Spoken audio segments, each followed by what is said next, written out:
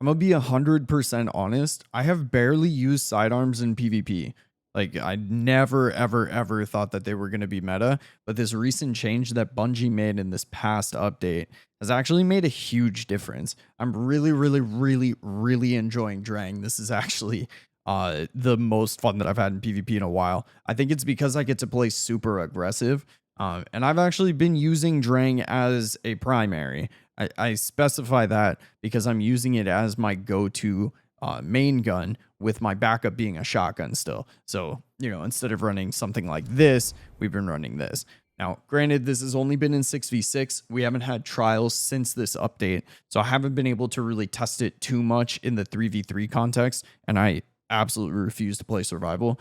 But we'll have to see this upcoming weekend how these things do. Now, I really wanted to figure out what the best gun would be for me to use. I just kind of threw on Drang because I knew it was really good, but I have all of the different archetypes of sidearms that we can test out. I mainly want to figure out the range. As an M&K player, I don't really care about the other stats. Sort of handling for the primary, but the main thing I care about is the fastest TTK at the highest range possible. With that in mind, there is a reason I went to Drang right away.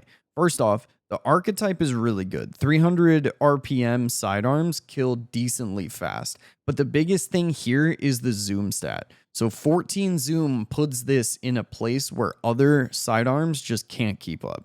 You have another really good option. However, it is slightly worse than Drang at that 12 zoom stat. This is the reason I ended up leaning towards Drang instead. Rangefinder pushes it to 13.2. So it's just under what Drang is capable of, but that difference was about a meter and a half, as you'll see in some of the testing. So I'm at 21 meters right now. It's doing 48 damage.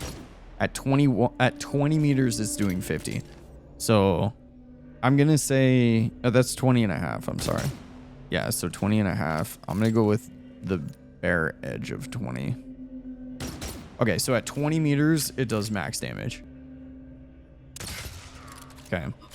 So this one is 19. So it's a meter difference for Drang.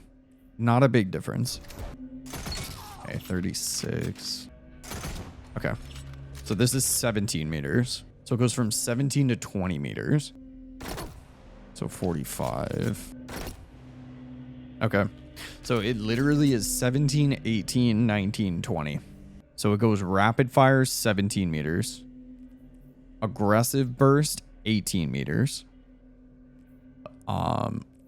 Adaptive frame 19 meters and 20 meters depending on zoom. And then this one is a weird archetype. This is the one I'm unsure of. It is literally 16 meters. It's 16, 17, 18, 19, 20. So going in order of fastest rate of fire to slowest rate of fire is the lowest range to highest range and the lowest damage to highest damage. So that's my quick breakdown of the different ranges of the archetypes of sidearms.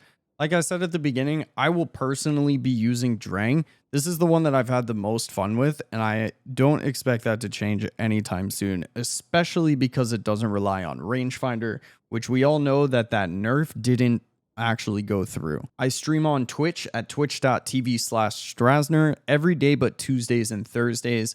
Go ahead and pop in if you'd like to see some more gameplay.